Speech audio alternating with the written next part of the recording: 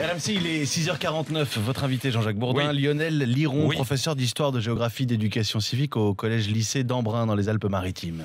Lionel Liron, bonjour. Bonjour.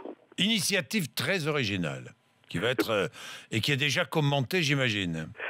Je vous remercie. Écoutez, c'est surtout un travail d'élèves et puis on essaie de faire en sorte qu'ils s'investissent et qu'ils s'impliquent dans des activités. Bon, 72 collégiens et lycéens d'Embrun, dans les Hautes-Alpes. Donc votre collège-lycée, comment s'appelle-t-il ? Donc c'est la cité scolaire d'Embrun. On a un collège Les Écrins et un lycée Honoré-Roman. Vous avez participé tous, collégiens lycéens d'Embrun, à un raid de 24 heures samedi et dimanche, simulant le parcours d'un réfugié.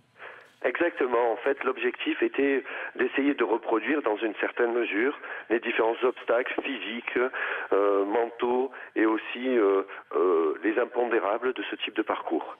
Oui, dans le cadre d'une option éducation à la défense et à la sécurité civile. Hein. Voilà, c'est exactement. C'est cela, hein ? Oui.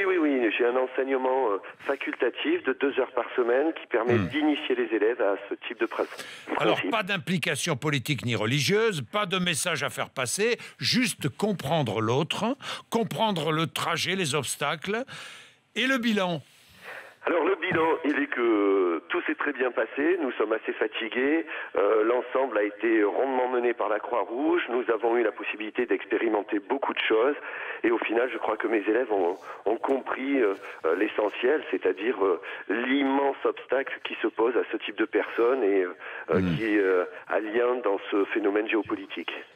Ce raid dans la peau d'un réfugié, parcours de 18 à 20 km, 6 équipes munies d'un sac à dos avec sac de couchage, eau, papier d'identité et d'une carte pour s'orienter, c'est ça ? Exactement, vous le décrivez très bien. On a des élèves qui se sont mis dans la peau, c'est ce que j'appelle les stages en immersion, et qui ont essayé de vivre au mieux ce type de challenge.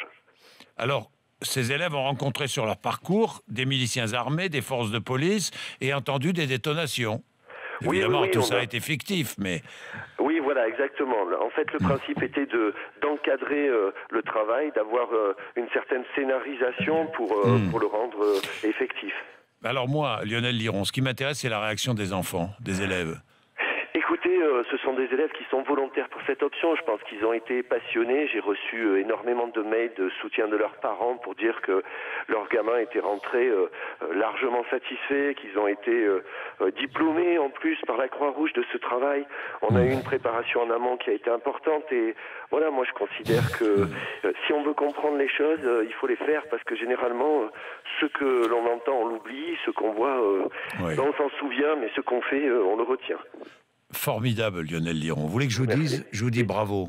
Je vous dis bravo. Mais c'est pas moi qu'il faut féliciter, c'est mes élèves. En fait. Mais oui, ce sont vos élèves. Mais ce qui est formidable, c'est qu'ils vont se sentir concernés maintenant.